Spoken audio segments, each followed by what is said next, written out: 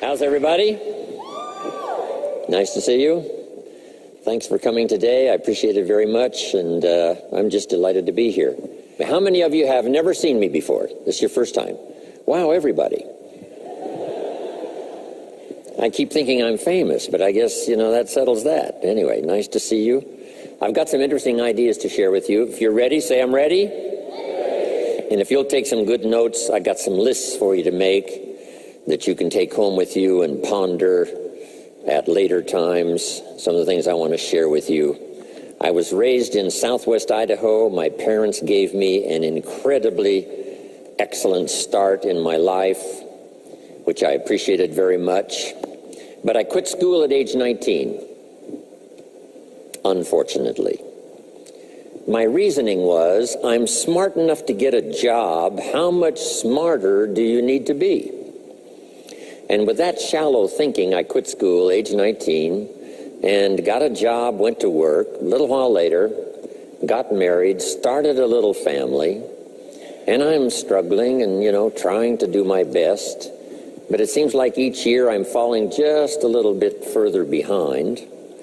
Finally, age 25, the climax of my sort of weariness with where I was, not doing as well as I thought I should, I hear a knock on my door, and I happen to be home alone.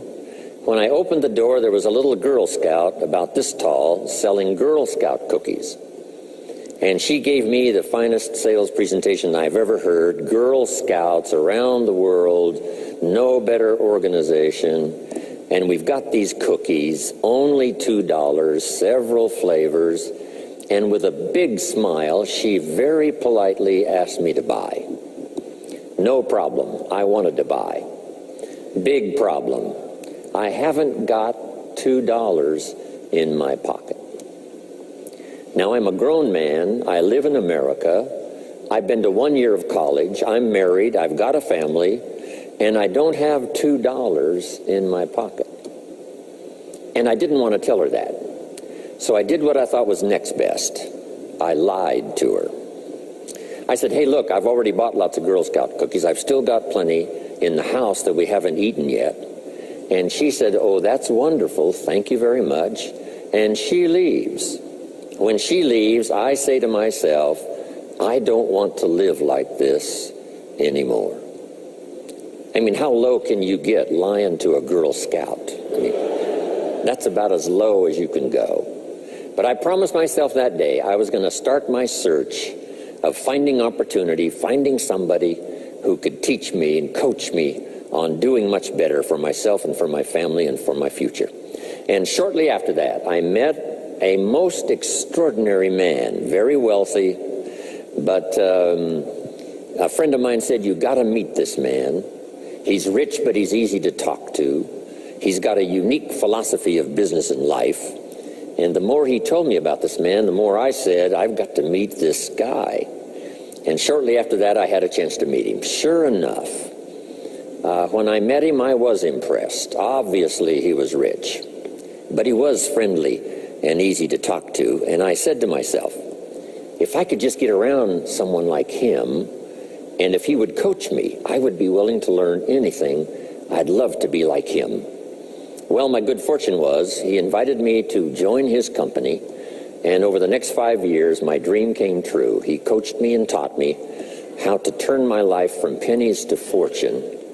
And he's not alive anymore, but I'd like to pay tribute to him one more time, Mr. Earl Schoaf, for the dramatic impact he had on my life, especially during that 5-year period.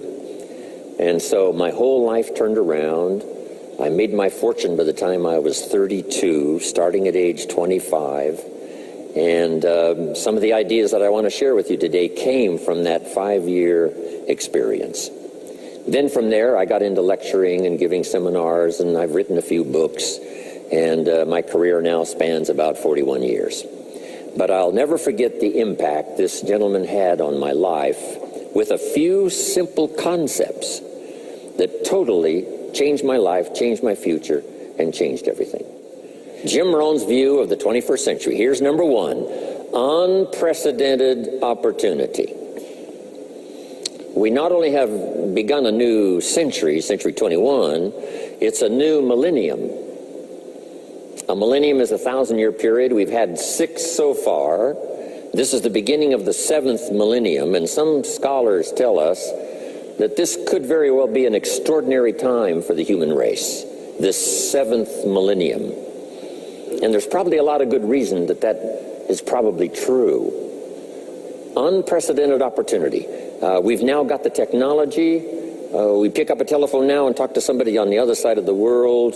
Transportation now is so easy. I get on an airplane in Los Angeles, and 13 hours later, I'm in Tokyo. 5 meals, 3 movies, and you're there. I mean, you know, it's a simple deal. Anyway, we've got technology, we've got transportation, we've got all the rest, right? So this is going to be a time of unprecedented opportunity in every field you can imagine, every industry, every country. It's going to be the greatest period of opportunity time in the history of the human race, the 21st century, especially these opening years of the 21st century. So that's number one, unprecedented opportunity. Now here's the second note to take. Now also keen competition, because we now play the world game. And it's not just competition across the street and company to company and, you know, division to division and, you know, company to company. Now it's worldwide competition. A job now becomes available. Does it go to someone in Minnesota or someone in India? Worldwide competition. So now you've got to be ready to cash in on the opportunity, but you've also got to be ready for the competition. So I've got some interesting ideas on how to be prepared for both opportunity and competition in these opening years of the 21st century. Here's some of my best advice. Number one, you've got to have more than one skill. It's okay to have one skill, but I'm telling you, if you want economic safety for the future, especially this century, my personal opinion, you need more than one skill. We've seen people, right, the last 15, 20 years that only had one skill, worked for this company for a long time. The division the guy worked for got chopped, eliminated. Now he loses his job. Now he tells us he's in economic distress. Why would that be? Simple answer. He only had one skill. So for economic safety for the future, my personal advice, you gotta have more than one skill. In fact, it led me to my first fortune, and that was learning more than one skill. I started learning these extra skills in Idaho, where I grew up. I knew how to milk cows, but it didn't pay very well. Then someone gave me this incredible advice. If you want to lay the foundation for a future fortune, you've got to learn more than one skill.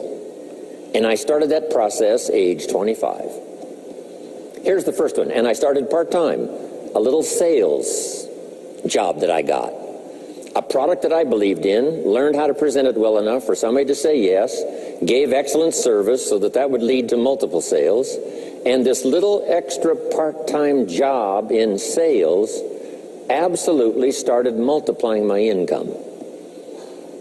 From milking cows, now I've got this ability now to start getting customers, keep them serviced, and make some money in this extra skill. So now I've got 2 skills, milking cows and finding customers. Here's the next skill I learned, just to give you a quick list. Next was finding good people. If you've got a little enterprise going and you need some people, you have to just go look for them. And when I learned this skill, finding good people for my little enterprise, I couldn't believe how it drastically changed my income. My income now starts to multiply, not just increase. So now I've got what? 3 skills: milking cows, getting customers, finding good people. I'm on my way. Here's the next one that paid me big money, in case you're interested, and that's organizing. Organizing simply means getting people to work together. Big challenge, but if you learn this skill, getting people to work together, they pay extraordinary money. Here's the next one that really increased my income substantially, and that's promotion and recognition. rewarding people for small steps of progress. I mastered this one. And here's the philosophy behind it. Be so busy giving other people recognition you really don't need it for yourself. I mastered this. Guess what it pays? Big money. Let me just give you one more, and it's in 3 parts. And that's communication. Learning to affect other people with your language. Of all the things not to be lazy about, it's language, because words can work miracles. And communication I found in 3 parts. Here's number 1, training, showing somebody how the job works. Showing somebody how the business works. We call that training. I got good at that. Paid big money. Here was the next one, teaching. Teaching people how life works. Teaching people how to set goals.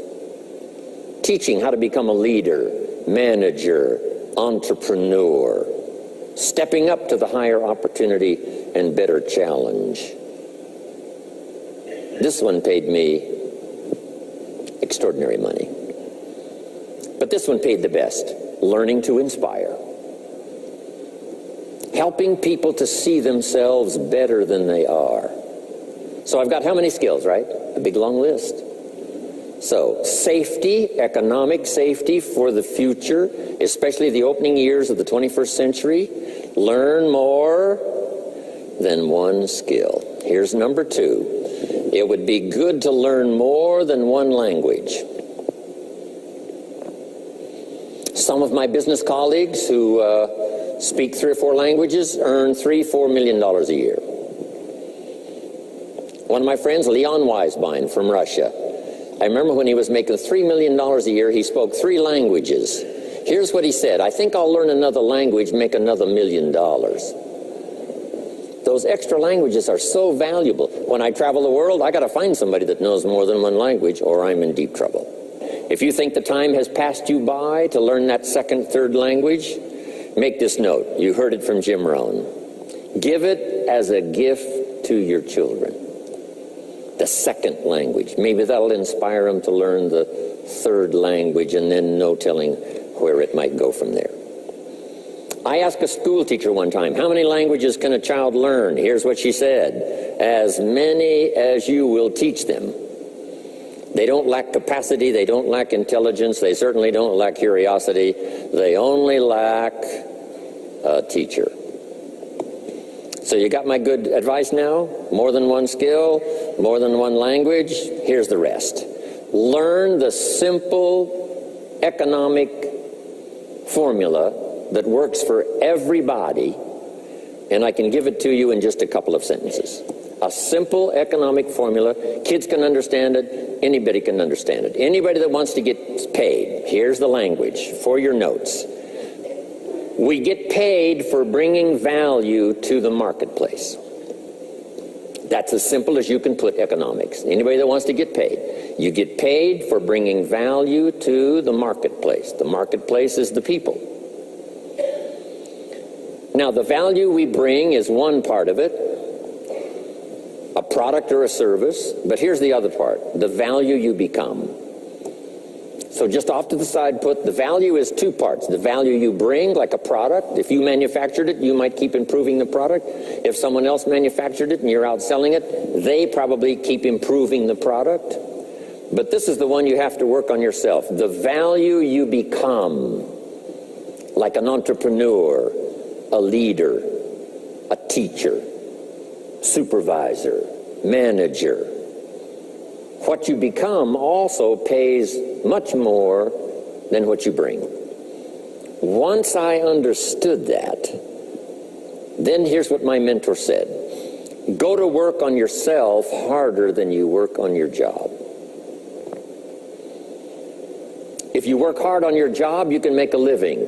Then, he said, if you work hard on yourself, you could make a fortune.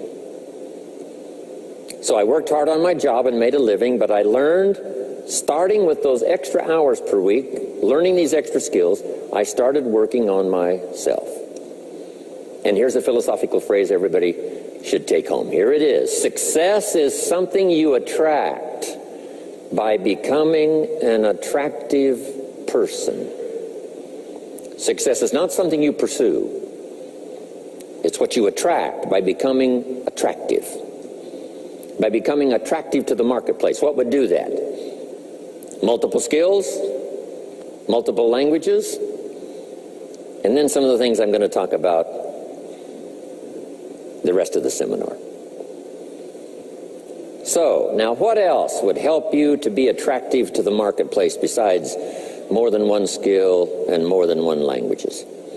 I've divided it into five simple, basic fundamentals of ideas to ponder and think about that will increase your value to the marketplace. Could perhaps, like it did for me, multiply your income by 2, and then multiply it by 3, and then multiply your income by 4, and then by 5. And once you get there, it's not that difficult to multiply it by 10, because all you have to do is make sure you become more valuable and more valuable and more valuable. You don't have to work on the economy, because here's the first note. Each person's income is determined primarily by their philosophy, not by the economy. Once I understood that, then I said, well, I don't have to go to work on the economy. And the answer was no.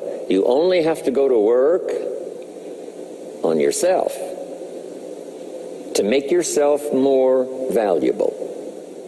So now here's 5 things I want to share with you. And the first one is your personal philosophy. What could get you more prepared and ready for cashing in on the opportunity of the 21st century? And here's the first one, personal philosophy. Your personal philosophy is like a guidance system that helps you make decisions what to do, what not to do. From the information you get and what you learn and what you know, we decide. Maybe your philosophy would have been 5 years ago never to attend seminars like this. You just didn't go. Now 5 years later, here you are. Something happened along the way to change your mindset, saying, hey, for the money and the time, if I just get one good idea and walk away, it certainly is worth the money and the time. So now that little amendment in your philosophy, you now say, I'm going to regularly go, because it doesn't take but a few ideas to make a great difference in your income, personal life, social life, and all the rest. So now you know that's valuable. A change of mind, a change of idea. So that's what personal philosophy is all about. The more we learn, the more we know, the better we're able to make better decisions about 2 major things. Your philosophical guidance system does 2 things. For your notes, number 1, helps you to see the dangers on one side, so you can avoid those. But here's what else your guidance system does.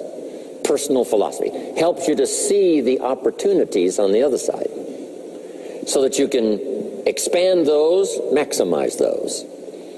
And here's what that's called. The game of life is to minimize the dangers and maximize the opportunities. And the more we know and the more we learn, the more experience we gather in sessions like this, from the sermon on Sunday morning to the books we read and all the rest, helps us to keep continually adjusting our philosophical guidance system so that we minimize more dangers, maximize more opportunities. That's really the game of life. I couldn't put it much more simply. So number 1, we're affected by what we know. Now, how do we know more things and learn more things that'll help us readjust our thinking so we can avoid the dangers, maximize the opportunities? Here's number 1, learn from personal experience. One way to learn to do something right is what? First do it wrong, right? Mess up, and then you say, wow, that was costly. I'm never going to do that again. So one way to learn to do it right, first do it wrong. Sometimes a negative experience turns out finally to be positive. They say if you survive your first heart attack, you may now live to be a very old person. Why is that? Well, that first heart attack, if you survived it, is called a wake-up call. And maybe the doctor said, one more of these and you're history. And you said, wow.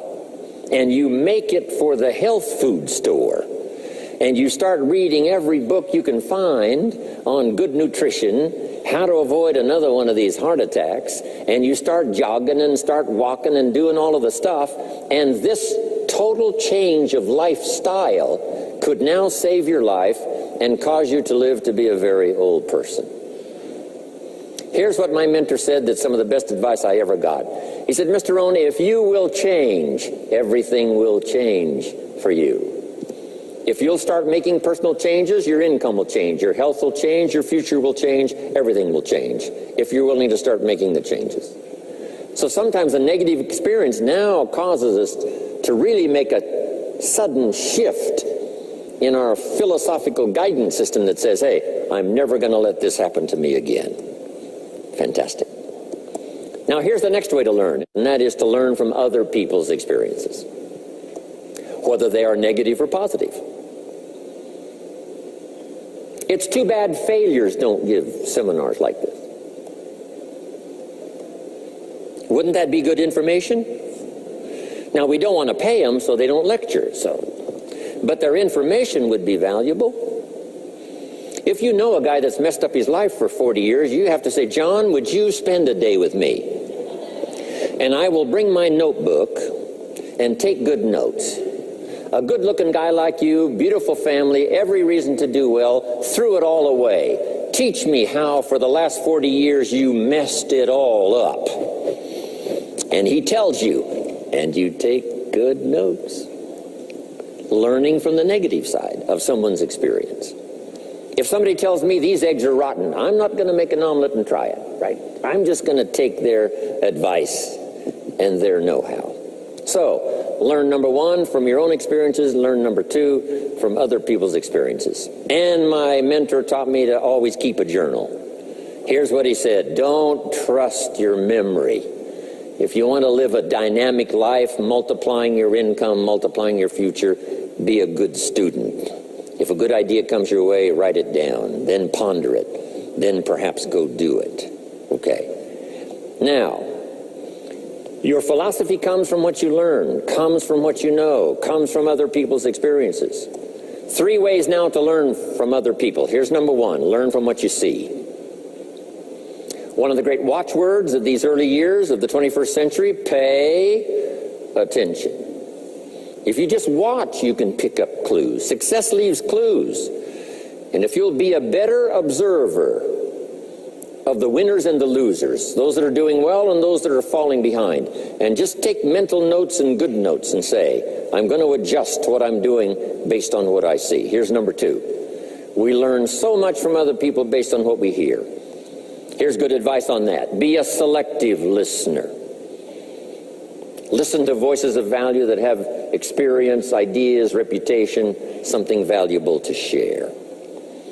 Now here's number 3. Read all the books. Now there's millions of books, so you can't read all the books. But make this note. Read all the books you need to read to make you as wealthy as you want to be, as healthy as you want to be, as prosperous, as productive, as unique a human being as you want to be. Read all of those books. Don't leave those books go unread. My mentor got me started on my library when I was 25. I got one of the best. If you saw my library, you would be impressed. I haven't read everything in it, but I feel smarter just walking in it, right? My library. I was smart enough to buy it all. Now I got to be smart enough to read it all. Now jot this down. When you do read, you have to sort through what you read and decide which is valuable to try. That's part of the process of learning. Gathering information and sorting through it. One, the information that would apply to you, and what you think would be valuable based on your current philosophical opinion. So read all the books. Our lives are greatly affected by what we learn and what we know. Now here's number 2 of these very basic 5 things I want to share with you. First, your personal philosophy. Here's number 2, your attitude. First, we're affected by what we know. When I talk to the kids in high school classes, college classes, that's the first thing I tell them. Get the information while you're here. Right? Nothing worse than being stupid when you get out of school. So get the information. Being broke is bad, but Being stupid is what's really bad. And what's really, really bad is being broke and stupid. Nothing much worse than that, unless you're sick. Right? Sick, broken, stupid. That's about as far as you can fall unless you're ugly. Right? But surely that would be the ultimate, right? The ultimate negative life. Ugly, sick, broken, stupid. So learn all you can. We're affected by what we know, so get the information. Don't be lazy in learning. Don't be lazy in going through the books, building your library, coming to classes like this consistently. Some of them will be so dramatic, your life will never be the same. Maybe this is one of those today. Next, we're affected by how we feel, attitude. This is the emotional part. We need the intellectual part to set sail. So as the winds blow, we can still get where we want to go. Redefine, keep strengthening our psychological and philosophical guidance system. But now we're also affected by the emotions. That's the power. And jot these notes down as I hurry along now. 4 things to consider on attitude and how you feel. Here's number 1. It's how you feel about the past. It's important to make the past useful. Past experience, even past losses, past failures, as well as successes. To review it and go back over it, see where you went wrong, correct that, invest that now in the future.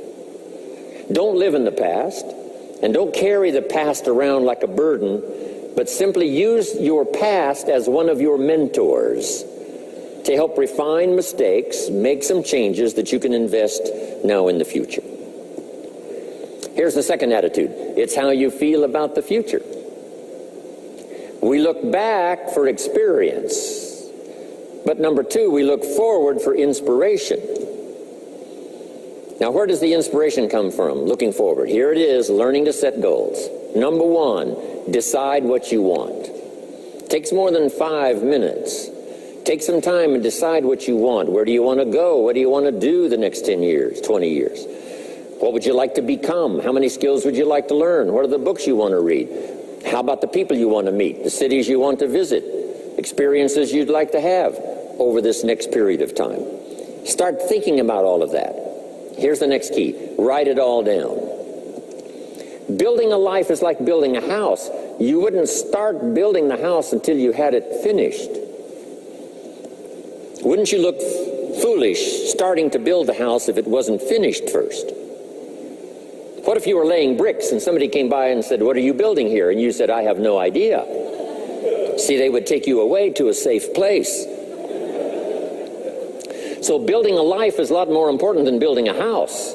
And yet people treat it so carelessly and so casually about planning and making plans for what they want their life to work out to be.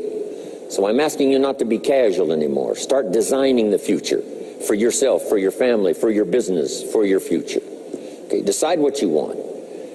Okay, so from the past we get experience, from the future we get excitement, inspiration by setting goals. Now here's the next advice. Put everything on your list of goals. Little things, insignificant to someone else but important to you. A goal list is important. You don't have to publish it in the local newspaper. My Japanese friend, Toro Ikeda, San Jose, California, put on his first list, a Caucasian gardener. I said, go Toro. Back then everybody had a Japanese gardener. He said, no, I'm Japanese. I want a Caucasian gardener. I like that. So set goals. Set the goals that'll turn you on, goals that'll get you excited. Put everything on your list. Now, here's the next attitude. It's very important how you feel about everybody. If you want to be a leader extraordinaire, here's what you learn. Each of us need all of us. One person doesn't make an economy. One person doesn't make a symphony orchestra. It takes all of us for each of us to be successful. Each of us need all of us, and all of us need each of us. Each gift is important. As we bring it to the table, as we bring it to the country, as we bring it to the community. Learn to appreciate that. Each of us need all of us. Now here's the last one on attitude. It's how you feel about yourself. Nothing more powerful than self-confidence to start multiplying your income by 2, by 3, by 5, by 10. And where does that come from? Make the note. It comes from self-esteem. Doing the things you know you should do, and at the end of the day, your self-esteem is soaring and high.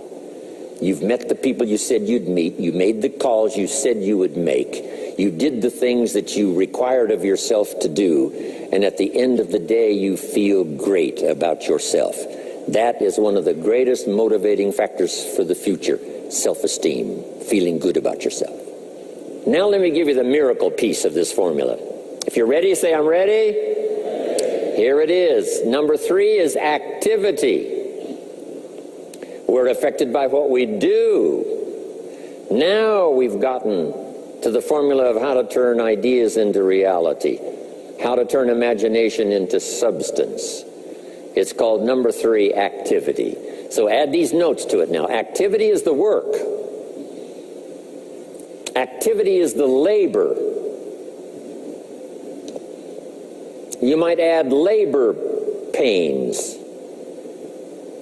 I'm short on personal experience here, but the mothers in the room would tell us that we know what that's all about, labor pains.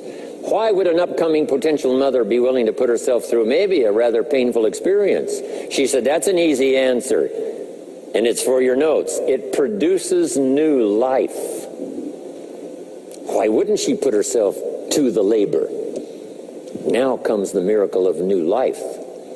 And whether it's new career life or new business life or new friendship life or new married life or new life of any kind, it has to come from the work. It comes from the labor. In fact, labor was so important. Here was the original formula for labor. If you have forgotten it, remind yourself. For your notes, 6 days of labor and what? 1 day of rest. Now, it's important not to get those numbers mixed up. Why is that? Here's why. Why not 5-2? I don't know. Maybe 5 and 2 would be okay. If God would have thought of 5 and 2, he might have made it 5 and 2. But you can't think of everything when you're putting one of these together. But maybe one of the reasons for 6-1, jot this down now. If you rest too long, the weeds take the garden. Not to think so is naive. As soon as you've planted, the busy bugs and the noxious weeds are out to take it. So you can't linger too long in the rest mode. You've got to go back to work. 6 days of work, then rest and spirituality and friendship and change of pace. And then go back over the last 6 days. What did I do? What did I miss? Who did I miss? What happened? So that I can invest those corrections in the next 6 days of higher productivity. Have you got that now? 6 days of work, 1 day of rest. Don't get the numbers mixed up. Activity. Now, activity finishes the miracle. Good question for your notes. How did this convention center get here? Let me give you the steps. Number 1, somebody saw it while the property was vacant. You say, well, how could you see a convention center if it isn't here? It's the only way it will be here. And somebody has to see it so clearly they can draw a picture of it, saying, this is the convention center. You say, no, it isn't there. They say, yes, this is the convention center. The artist's rendering shows you a picture of what isn't there. That's the beginning of imagination. So to turn nothing into something, here's what you do. Imagine the possibilities. That's why we recommend testimonials for someone to say, hey, I started with pennies and I made a fortune. And when they finish, sometimes they say something like this, if I can do it, what? You can do it. And we start imagining the possibilities. Here's number 2, have faith to believe that some of them are possible for you. And both imagination and faith are powerful forces, but we still don't have a hotel. We still don't have a house. Even though those are powerful forces, it is the beginning. Now, imagination and faith must be deposited in activity or it is wasted. But the finishing touch of the miracle process is now, go to work. Go to work and build a better career. Go to work and build good health. You can't have good health without the work. When did we start hearing that phrase? No pain, what? no gain. You got to do the work. You can read all the books until you're wise. You can have faith and believe until it is extraordinary. But now you must go to work. And if you'll learn to appreciate the work that produces the miracle of good health, the miracle of a career, the miracle of a relationship, the miracle of a fortune. Only humans now can do this. The birds of the field can't do it. No other life form can imagine and create something from nothing. Have faith and then build it and make it real. Only humans. It's an extraordinary gift. Depends on how often you use it. So number one of the ideas I wanted to share with you to make this an extraordinary opening year century for you is philosophy. We're affected by what we know. Second is attitude. We're affected by how we feel. Third is activity. We're affected by what we do. Now here's the final two pieces. Number four, learn to measure progress. Once you've set up a project now, you want to turn nothing into something. Now you must measure your progress. How are you doing? Here's how we teach it to our children.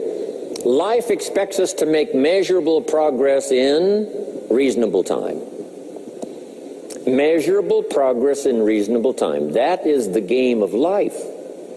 So part of it is not just to set up the proposed project, but as we start working on it, we start measuring how we're doing. Now first, what is reasonable time? You can't ask someone every 5 minutes, how are you doing now? See, that's too soon. Guy says, I haven't left the building yet. Give me a break.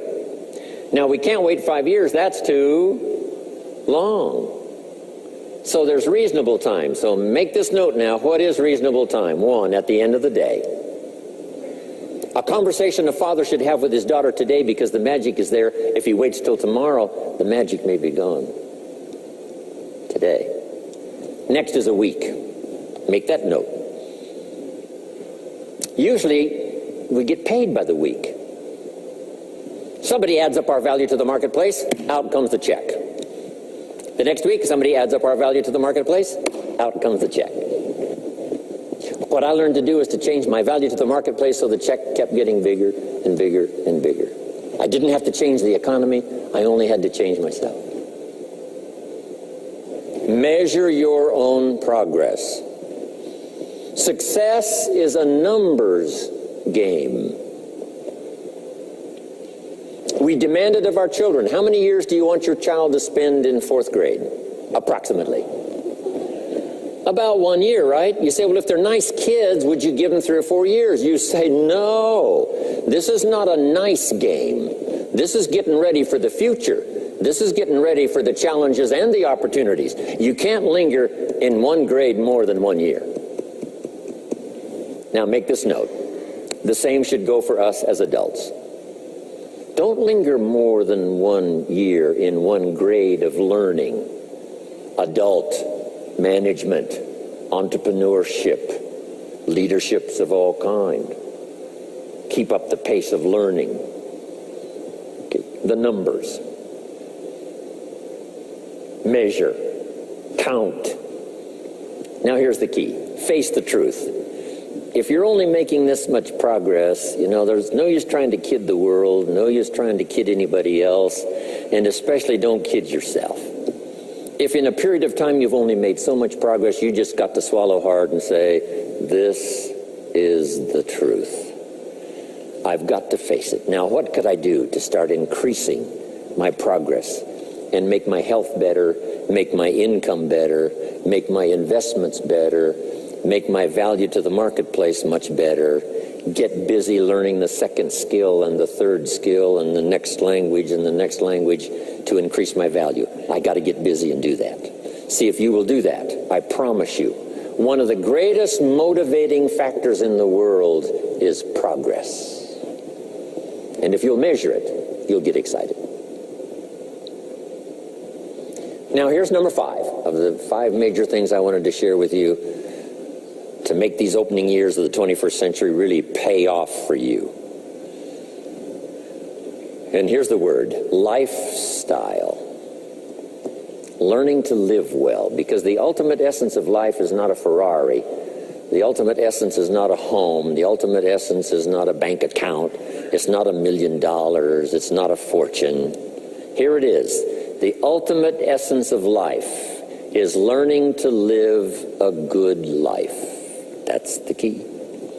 Whether you have modest resources or whether you have mega millions, either way, the real key is learning to live a good life.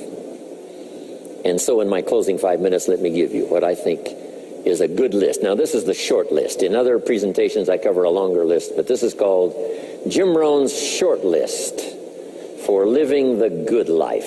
Here it is. Number 1, productivity. You really won't be that happy if you don't produce. And here's the next bit of advice on that. Produce to the max if you possibly can. To produce a little is okay. To produce enough is okay. To produce some to get by is all right. But why not try productivity to the max? Andrew Carnegie, who built the steel industry back in the 30s, here's what Andrew said. I'm going to spend the first half of my life accumulating money. I'm going to spend the last half of my life giving it all away. He got so inspired by that goal that the first half of his life he accumulated $400 million, which back in the 30s was a lot of money. A mega fortune. Guess what he did the last half of his life? He gave it all away.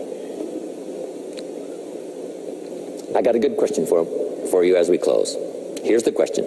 What's got you turned on? What's got you up early? What's got you eager to face the day? What's got you inspired to learn the extra skill, put in the extra time, go the extra mile, learn how to work with people, guarantee your future? Good question. Here's number 2, good friends. You got to have good friends. The best support system in the world is good friends.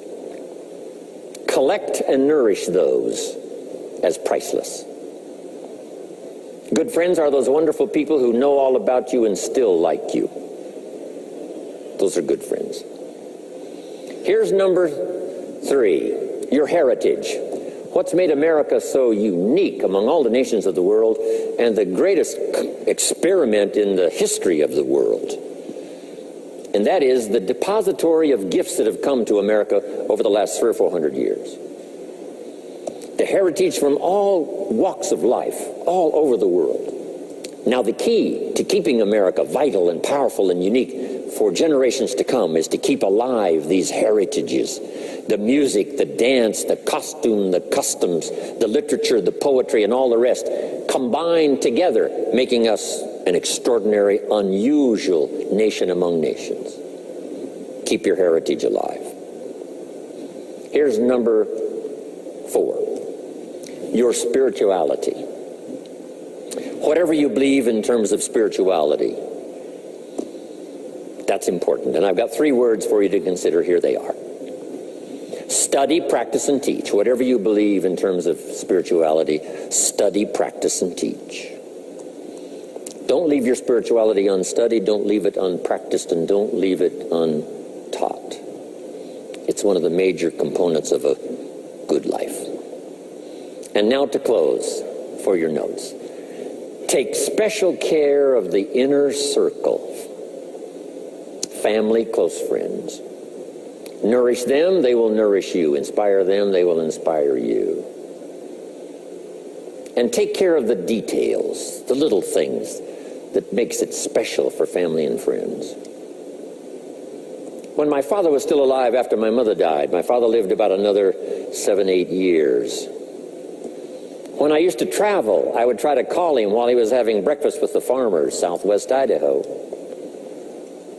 Make a special day. If I'm in Israel, I got to get up in the middle of the night, but I call in the middle of the night, Papa, I'm in Israel. And they would bring him the phone in this little cafe called the Decoy Inn. And Papa would say, Israel, son, how are things in Israel? And he'd talk real loud so everybody could hear, right? Say, Papa, they gave me a reception last night on the rooftop overlooking the Mediterranean. He'd say, overlooking the Mediterranean. Now he's got a story to tell for the rest of the day. My son called me this morning while I was having breakfast with the farmers. I know he had to get up in the middle of the night. Special days. One more scene. I thought about my father walking down the lane on the farm to the mailbox, opening it up. And this is for your notes. Make sure the mailbox is not empty. My father lived to be 93. What kind of an experience would that be for a day? Age 93, open the mailbox and it's empty. Even if it's just a postcard, make sure the mailbox is not empty. The details, the inner circle. And now here's the last. Maybe, just maybe, some of the things I've shared with you have been seeds that have fallen on your consciousness at the right time. And then if it turns into something valuable for you in the future, that will be well worth my coming, being away from my grandchildren and my children for a little while, to come and deposit the best of my experience with all of you today.